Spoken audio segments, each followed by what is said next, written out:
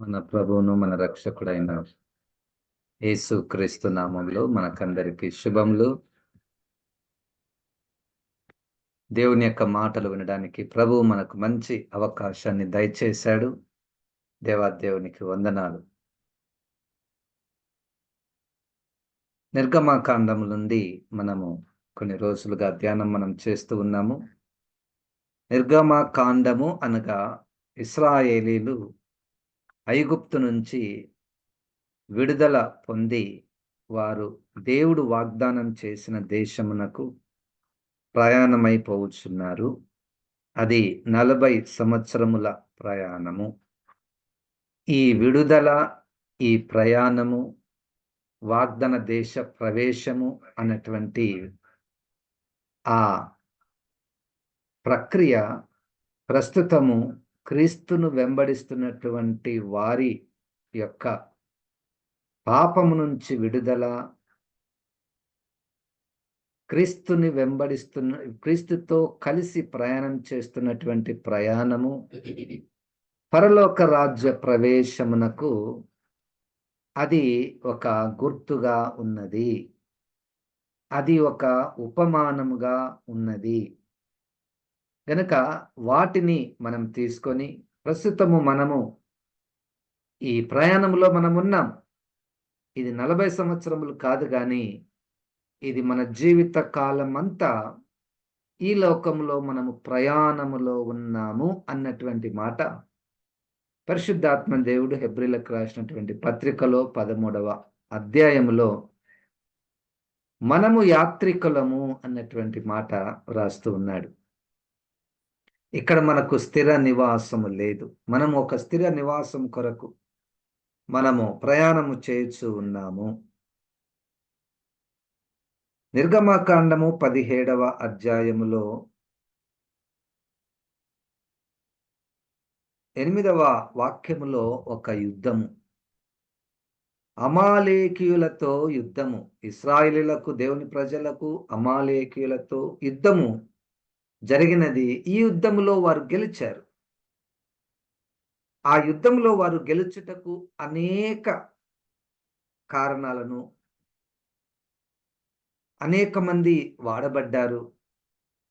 వాటిని మనం ఒక్కొక్కటిగా నిదానంగా ధ్యానం చేస్తూ ప్రస్తుతము మన క్రైస్తవ ప్రయాణంలో మనం నేర్చుకోవలసినటువంటి కొన్ని పాఠాలను మనము నేర్చుకోవడానికి ప్రయత్నం చేద్దాం.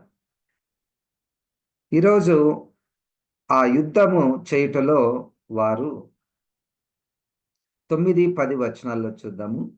మోషే యెహోషువతో, మన కొరకు మనుషులను ఏర్పరిచి వారిని తీసుకొని బయలువెళ్ళి అమాలేకీయులతో యుద్ధము చేయుము. రేపు నేను దేవుని కర్రను చేత పట్టుకొని ఆ కొండ శిఖరము మీద నిలిచెదనెను. యెహోషువ మోషే తనతో చెప్పినట్టు చేసి అమాలేకీయులతో యుద్ధమాడెను. మోషే, అహరోను, హూరు అనువారు ఆ కొండ శిఖరం ఎక్కిరి. మోషే తన చెయ్యి పైకెత్తినప్పుడు ఇశ్రాయేలీయులు గెలిచిరి. మోషే తన చెయ్యి దింపినప్పుడు అమాలేకీయులు గెలిచిరి. మోషే చేతులు బరువెక్కగా వారు ఒక రాయి తీసుకొని వచ్చి అతడు దాని మీద కూర్చుండబెట్టుటకై దాన్ని వేసిరి. అహరోను, హూరులు ఒకడు ఈ ప్రక్కను ఒకడు ఆ ప్రక్కను అతని చేతులను ఆదుకొనగా అతని చేతులు సూర్యుడు అస్తమించు వరకు నిలకడగా ఉండెను. ఈరోజు మన అంశం ఏమిటంటే, యుద్ధములో జయము కొరకు వాడబడినటువంటి చేతులు.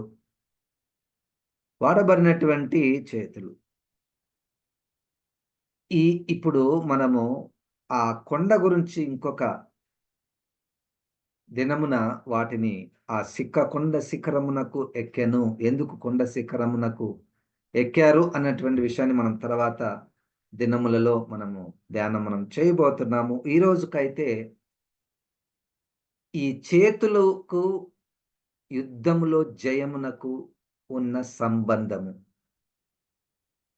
అది పాత నిబంధనలోను మరియు క్రొత్త నిబంధనలోను ఈ చేతులకు శత్రువును జయించుటలో ఈ చేతుల యొక్క పాత్రను మనము గ్రహించాలి. ప్రస్తుతము మన క్రైస్తవ భక్తిలో మనము ఎప్పుడు ఈ చేతులను వాడుతూ ఉంటామంటే, దేవుణ్ణి నమస్కరించడానికి, లేకపోతే దేవుణ్ణి చప్పట్లతో స్తుతించడానికి, లేకపోతే చేతులు ఎత్తి దేవునికి ప్రార్థన చేయుటకును, చేతులెత్తి దేవుణ్ణి స్తుతించుటకును, మరియు ఈ చేతుల ద్వారా ఆయన ఆత్మ సంబంధమైనటువంటి గుడిని కట్టుటకును, ఈ చేతుల ద్వారా దేవుని యొక్క ప్రేమను అనేక రూపాలుగా ఇతరులకు ధారాళముగా మనము ఇచ్చుట ద్వారాను, సహాయము చేయుట ద్వారాను అనేక విధాలుగా మన చేతులు ఉపయోగపడుతూ ఉంటాయి, వాడబడుతూ ఉంటాయి. ఇప్పుడు ఇక్కడ ఒక చేతుల విషయమై 3 విషయాలను మనము గమనిద్దాం.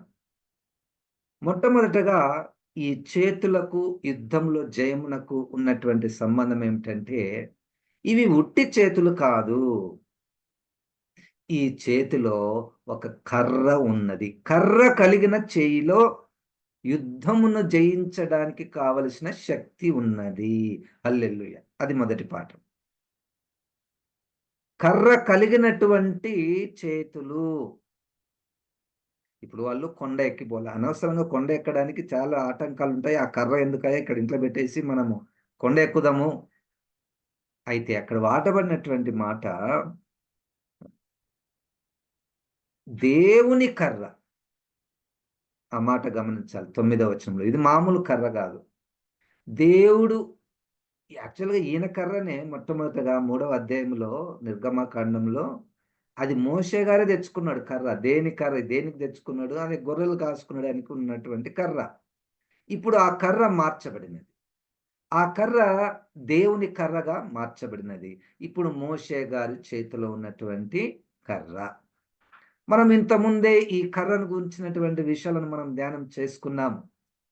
ఇప్పుడు ఈ చేతులలో ఏమి శక్తి లేదు గానీ, ఈ చేతులలో ఉన్నటువంటి కర్ర వలన ఈ చెయ్యికి ఒక ప్రత్యేకత, విశిష్టత, బలము, శక్తి.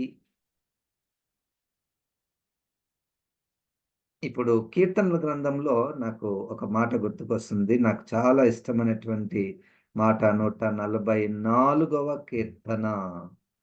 144వ కీర్తన 1వ వచనంలో.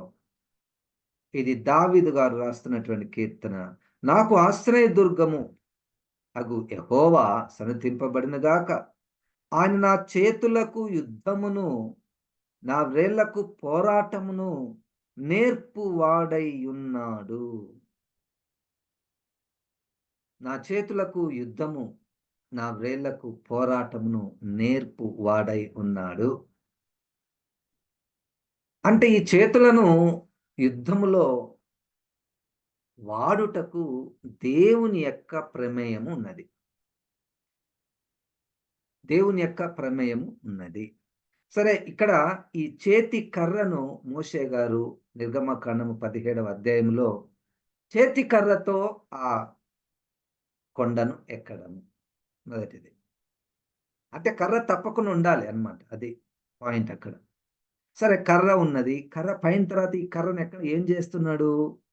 ఆయన ఈ కర్రను 2 చేతులలో పట్టుకొని పైకెత్తాడు.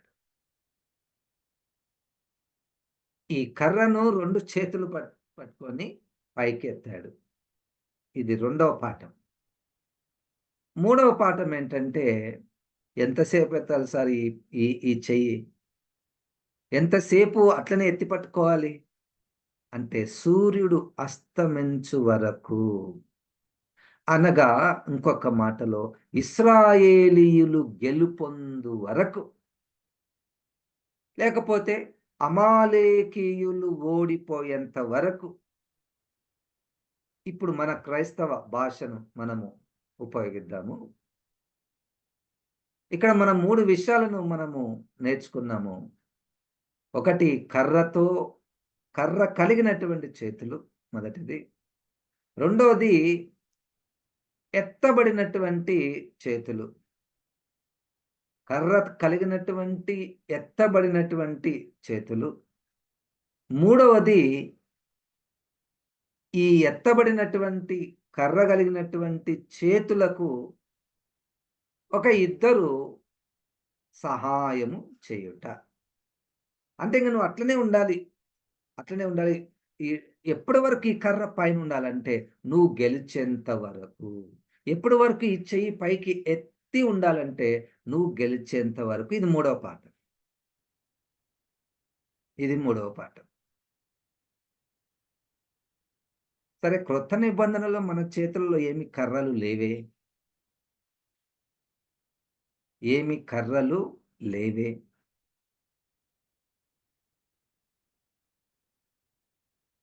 ఇప్పుడు ఈ కర్ర, మోషే చేతిలో ఉన్నటువంటి కర్ర, క్రొత్త నిబంధనలో యేసుక్రీస్తు చేతిలో ఏమున్నది?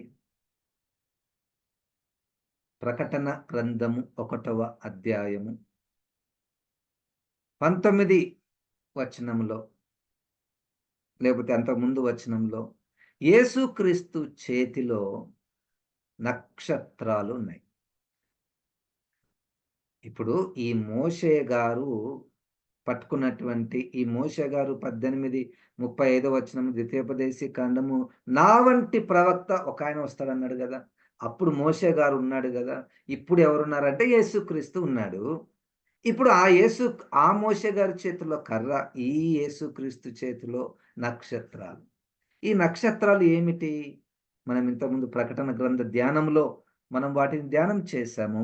ఈ నక్షత్రాలు ఏమిటయ్యా అంటే సంఘము మీద ఉంచబడినటువంటి దూతలు. సరే, ఇప్పుడు మన చేతులను గురించి ఆలోచన చేస్తే, మన చేతులలో దేవుని కర్ర, మన చేతులలో దేవుని కర్ర అంటే దేవుని ద్వారా, దేవుని కొరకు, దేవుని ప్రజల విడుదల కొరకు వాడబడినటువంటి అద్భుత కార్యాలు, సూచక క్రియలు చేసినటువంటి ఈ కర్ర పరిశుద్ధాత్మ దేవునికి గుర్తుగా మనము గ్రహించాలి. ఇప్పుడు ఏదైనా ఒక గొప్ప కార్యం జరిగించాలి. ఇదిగో 1వ అధ్యాయం 8వ వచనంలో మీరు ప్రార్థన చేస్తూ ఉండండి, మీకొక శక్తి వస్తుంది. యెరూషలేములో వేచి ఉండండి, పరిశుద్ధాత్మ మిమ్ములను కమ్ముకొనును. మీరు పరిశుద్ధాత్మ వలన శక్తి పొందెదరు. అప్పుడు మీరు నాకు సాక్షులై ఉందురు. ఒక కార్యము, ఒక గొప్ప కార్యము, నాకు సాక్షులై ఉందరు. సువార్త ప్రకటించబడాలి. అనేకులు రక్షింపబడాలి. ఇప్పుడు ఇది కూడా రక్షణే కదా. అమాలేకీయుల నుండి రక్షణ. ఇక్కడ చీకటి నుండి, ధర్మశాస్త్రము నుండి, మానవులు కల్పించిన అనేక పద్ధతుల నుండి రక్షణ. అంధకార సంబంధమైన ప్రధానులు, అధికారులు, అపవాది నుండి రక్షణ. ఈ రక్షణ ఈ చేతిలో ఉన్నటువంటి పరిశుద్ధాత్మ దేవుడు. హల్లెలూయా. అది మన జయానికి మనం ఉపయోగించే, మనం పట్టుకొని వెళ్ళడానికి, మనం పట్టుకొని ఏం వెళ్తున్నాము అంటే యేసుక్రీస్తు మనకు అనుగ్రహించినటువంటి ఆత్మ ద్వారానే ఈ కార్యాలు జరుగుతాయి. ఆ కర్రలు తప్పకుండా ఉండాలి. ఏమిచ్చిపోయాడయ్యా యేసుక్రీస్తు మీకు అంటే ఆదరణకర్తనిచ్చిపోయాడు. వాళ్ళు ఏడుస్తున్నారు. 14వ అధ్యాయం యోహాను సువార్తలో కలవరపడిపోతున్నారు. హృదయంలో నొచ్చుకుంటున్నారు. అయ్యా, నువ్వు పోతావు, మరి మేము ఒంటరిగా వదిలిపెట్టిపోతున్నావు. నేను మిమ్మలను ఒంటరిగా వదిలిపెట్టను. ఇదిగో మీతో ఉండుటకు ఒక ఆదరణకర్తను నేను మీకు ఇచ్చిపోతున్నాను. మీకు పంపించిపోతున్నాను. కనుక ఈ అమాలేకీయులతో యుద్ధములో గెలుచుటలో చేతిలో కర్ర ఇక్కడ మనము క్రైస్తవ ప్రయాణంలో మనం ఎదుర్కొంటున్నటువంటి యుద్ధములను గెలుచుటలో పరిశుద్ధాత్మ దేవుని యొక్క పాత్ర మనకి ఎంతగానో ఉన్నది. ఆత్మ లేనివాడు నావాడు కాడు. ఆత్మ లేకపోతే నీ శత్రువైన నీ శరీరమును నువ్వు గెలువలేవు. రోమాపత్రిక 8:13 వాక్యం. ఇప్పుడు అక్కడ అమాలేకులు శత్రువులు, ఇక్కడ నీ శరీరము శత్రువు. ఎఫెసీ పత్రికలో 2వ అధ్యాయంలో మొదటి వచనములలో నీ మానుసేచ్ఛలు, మనసుకు ఉన్నటువంటి ఇచ్ఛలు అవి నీ శత్రువులు. వాటిని గెలుచుటకు మనకు కావలసినటువంటిది, మన చేతులలో ఉండవలసినటువంటిది పరిశుద్ధాత్మ అన్నటువంటి ఆ కర్ర.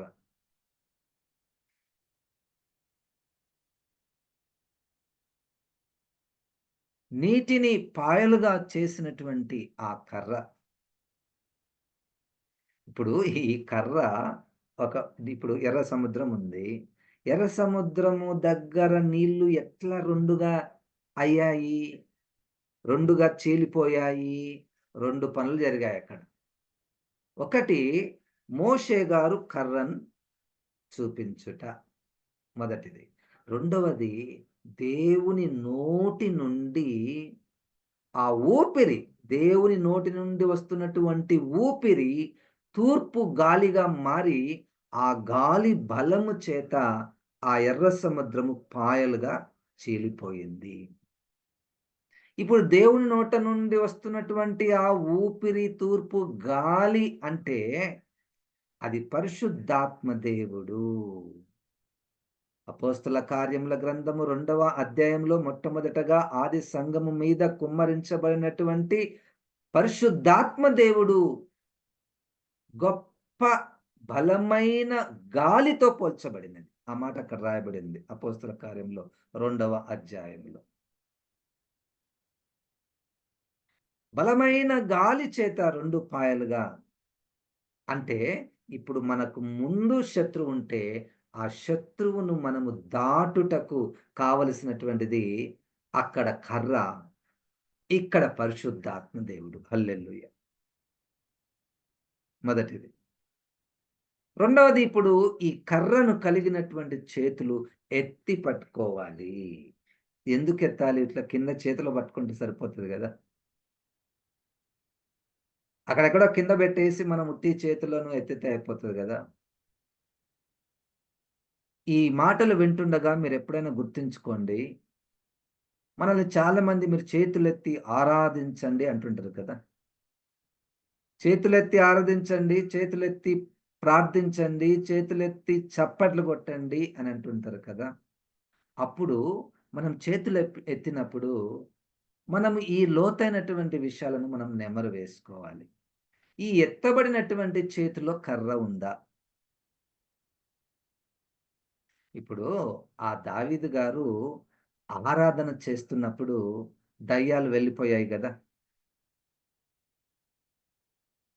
ఆరాధన చేస్తున్నప్పుడు దయ్యాలు ఎట్లా వెళ్ళిపోయాయి ఆ దయ్యాలు, ఆ శత్రువు? ఆయన చేతిలో ఒక ఒక వాయిద్యం ఉన్నది. ఆయన చేతిలో ఒక వాయిద్యం ఉన్నది కదా! ఇప్పుడు ఆ వాయిద్యం వాయిస్తుండగా ఈ దురాత్మ పారిపోతుంది. ఇక్కడ అమాలేకీయులు పారిపోతుంది. అక్కడ చేతిలో కర్ర ఉన్నది. ఇక్కడ చేతిలో వాయిద్యం ఉన్నది. ఇప్పుడు ఈ చేతులు ఎందుకు ఎత్తాలి? చేతులు ఎందుకు ఎత్తాలంటే, చేతులు ఆకాశం వైపుకు ఎత్తుట అన్నటువంటి మాటలో ప్రభువుకు అప్పగించుకొనుట. లేకపోతే ప్రభువు దగ్గర విన్నవించుకొనుట. మన భాషలో మాట్లాడితే ప్రార్థించుట. ఇప్పుడు యుద్ధంలో మనకు జయం కావాలి. అది శరీరేచ్ఛలలో యుద్ధం ఉన్నదా? నీ శరీరములో యుద్ధాలున్నాయా? పౌలు గారికి ఉందది. అయ్యా! నా శరీరము నా మాట వినడం లేదు. ఎప్పుడు శరీరానికి నాకు యుద్ధం జరుగుతుంది. అయితే ఆ యుద్ధములో జయము కావాలంటే కర్ర కలిగినటువంటి చేతులు అంటే పరిశుద్ధాత్మలో ప్రార్థించుట. ఉట్టి చేతులతో ప్రార్థించడం అనుకోండి, మనం చేసినట్టు. మనము ప్రార్థన చేసినట్టు. కర్రతో ప్రార్థన చేసినామనుకోండి, యూదా పత్రికలో 20 వచనంలో ఆత్మలో ప్రార్థన చేయొచ్చు. విశ్వాసులంట ఆత్మలో ప్రార్థన చేయుట నేర్చుకోవాలి. అది గుర్తించాలి. నిన్నటి దినంన మన జూమ్‌లో ఎవరో ప్రార్థన చేస్తున్నారు. ప్రభా మాకు ఎట్లా ప్రార్థన చేయాలో మాకు తెలియదు. మాకెట్లా ప్రార్థన చేయాలో మాకు తెలీదు. అప్పుడు దేవుడంటాడు, నిజంగానే మీకు తెలీదు. మీరేం భయపడకండి. మీరు ఏదైతే ప్రార్థన చేయాలనుకున్నారో, అది మీ హృదయంలో గదా ఫస్ట్ స్టార్ట్ అయ్యేదక్కడ. ఆ హృదయంలో ఒక భారంతో మన నోటి నుంచి మాటలొస్తాయి గదా! మీ నోటి మాటల గురించి కొద్దిసేపు ఆపండి. మీ హృదయంలో ఉన్నటువంటి ఉద్దేశములు, ప్రార్థనకు ముందున్నటువంటి ఉద్దేశములు, మీ హృదయంలో ప్రార్థన నోటి పెదవులకు రాక మునుపు ఉన్నటువంటి దాని యొక్క భారం యొక్క తీవ్రత, మీ హృదయంలో ఉన్నటువంటి, మీ మనసులో ఉన్నటువంటి ఆ యాచనలు, యాచన అంటే అడుక్కోవడం కదా! అడుక్కునేటోళ్ళు ఎట్లా దీనంగా అడుగుతుంటారు గదా! ఆ దీనత్వము హృదయంలోనే, అక్కడ హృదయంలో ఉన్నప్పుడే పరిశుద్ధాత్మ దేవుడొచ్చి దాన్ని పట్టుకుంటాడంట. పట్టుకొని దేవుని దగ్గరికి తీసుకొని పోతాడు. ఇప్పుడు మొత్తానికి రెండో పాఠం ఏంటయ్యా అంటే, కర్ర గలిగినటువంటి చేతులు పైకెత్తుట అంటే ప్రార్థన చేయుట. ప్రార్థనలో రకాలున్నాయి గదా! అట్లు వాక్యానుసారమైన దైవికమైనటువంటి ప్రార్థనలున్నాయి. అటు దురాత్మకు సంబంధించినటువంటి శరీర సంబంధమైనటువంటి స్వార్థ ప్రార్థనలు కూడా ఉన్నాయి. మనకి ఇవొద్దు. మనకిది కావాలా. ఆత్మలో ప్రార్థించుట అని మనం నేర్చుకోవాలి. మనము ప్రార్థన అంటేనే ఈ పెదవుల వరకే పరిమితము చేసే ప్రమాదం ఉన్నది. మంచి భాష మాట్లాడాలి. లేకపోతే ప్రార్థన చేస్తున్నప్పుడు మనం మంచి మంచి వాక్యాలను మనం చెప్పాలి. ప్రార్థన చేస్తున్నప్పుడు మంచి మంచి వాగ్దానాలను మనము నోటికి ఉచ్చరించాలి. గమనిద్దాము 8:26 రోమా పత్రికలో ప్రార్థన మన దేవునికి ఎట్లా జరుగుతదనుకుంటున్నారు? మాటల ద్వారానా? కానే కాదు. భాష ద్వారానా? కాదు. నీ వాక్యాలు వల్లించుట ద్వారానా? కాదు. నీ నీ నీ నీ ప్రార్థన సమయమును బట్టి ప్రార్థన చేస్తదనుకుంటున్నారా? ఆహా! మేము ఒక గంట సేపు ప్రార్థించాం. ఈ దినమంతా ప్రార్థన, లేకపోతే 3 రోజుల ప్రార్థన, 30 రోజుల ప్రార్థన, 40 రోజుల ప్రార్థన, టైమును బట్టి ప్రార్థన అనుకుందామా? లేదు ఉపవాసము, నేను అన్నం తినను, లేకపోతే భోజనం చెయ్యను, ఏమి తీసుకోను, ప్రార్థన చేస్తా. నువ్వు ఏమన్నా పై వేషాలు వెయ్యి, నీ ప్రార్థన ఎక్కడి నుండి తీయబడతదంటే, మన హృదయంలో ఆ ప్రార్థనకు ఉన్నటువంటి ఆ తీవ్రతను పరిశుద్ధాత్మ దేవుడు ఉచ్చరింప శక్యము కాని మాటల చేత తండ్రికి తీసుకొని పోతాడు.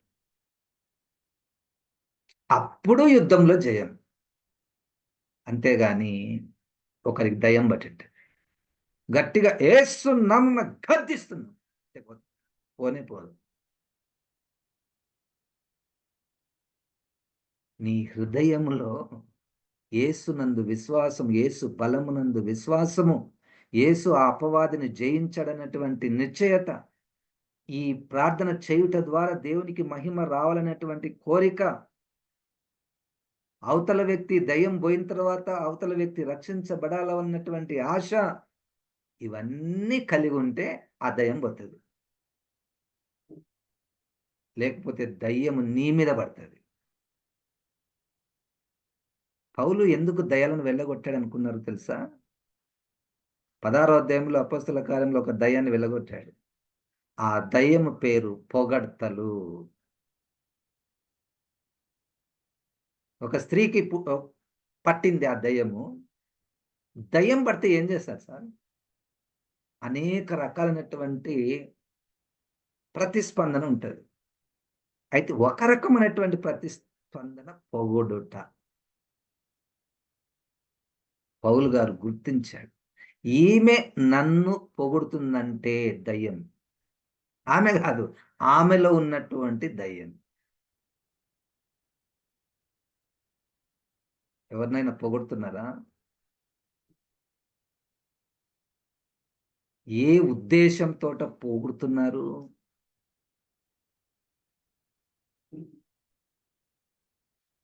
మంచి మాటలు చెప్తున్నాను. ఈ పాస్టర్ గారి గురించి, ఈ దైవజనుల గురించి మంచి మంచి మాటలు. అది దయ్యము. నాకు తెలియదు. వాక్యమే మనం వింటున్నాము. ఇప్పుడు మొత్తానికి మన విషయం ఏమిటంటే, ఈ యుద్ధాలలో మనము గెలవాలి అంటే ఆత్మ అన్నటువంటి కర్రను కలిగినటువంటి చేతులు, ఆత్మలో ప్రార్థన చేయుట అన్నటువంటి చేతులు ఎత్తినటువంటి అనుభవము. మూడవది, ఎప్పటి వరకు సార్ ఈ చేతులు ఎత్తాలి? ఎప్పటి వరకు నేను ఈ ఆత్మను కలిగి ఉండాలి? ఎప్పటి వరకు నేను ఆత్మలో ప్రార్థించాలి అంటే, ఎప్పటి వరకు? నువ్వు గెలిచేంత వరకు. ఎప్పటి వరకు? వాడు ఓడిపోయేంత వరకు. సరే, ఒకసారి ఓడగొట్టినాము. ఇంక అది మళ్ళా రాడా? 5, 7, 5, 8. మొదటి పేతురు పత్రిక. గర్జించు సింహం వలె వాడు ఎల్లప్పుడూ తిరుగుచున్నాడు. 12వ అధ్యాయము ప్రకటన గ్రంథం. వాడు క్రింద పడవేయబడ్డాడు. క్రీస్తును వెంబడిస్తున్నటువంటి వారిని వాడు వెంబడిస్తున్నాడు. చనిపోయేంత వరకు కర్ర చేతిలో ఉండాలి. చనిపోయేంత వరకు కర్రను పట్టుకున్నటువంటి చెయ్యి ఎత్తి పట్టాలి. హల్లెలూయా. అంతే, 3 పాఠాలు ఈరోజు. ఆత్మ 19వ అధ్యాయం అపోస్తల కార్యంలో. ఏమయ్యా మీ ఏంటి ఆత్మను పొందుకున్నారా లేదా? ఏం తెలుస్తలేదు సార్. ఎవరెవరో ఏమేమో చెప్తున్నారు ఆత్మ గురించి, మాకేమి తెలుస్తలేదు దాని గురించి అన్న చాలా డౌట్లున్నాయి. చాలా డౌట్లున్నాయని వాళ్ళు అంటున్నారు. అయితే మీరు ఏం బాప్తిసం తీసుకున్నారు? వాళ్ళు చర్చిలో పాస్టర్ గారు ఇచ్చారు సార్, సభ్యత్వం కొరకు ఇచ్చారు, పెళ్లి కొరకు ఇచ్చారు, సర్టిఫికెట్ కొరకు ఇచ్చారు.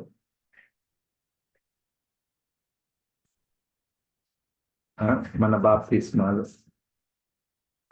సరేలే, మీరు తప్పు అయితే జరిగింది కానీ మీరు ఆత్మను పొందుకోండి. ఎట్లా సార్, ఎట్లా పొందుకోవాలి ఆత్మను? ఆత్మను ఎట్లా పొందుకోవాలి? అమ్మా,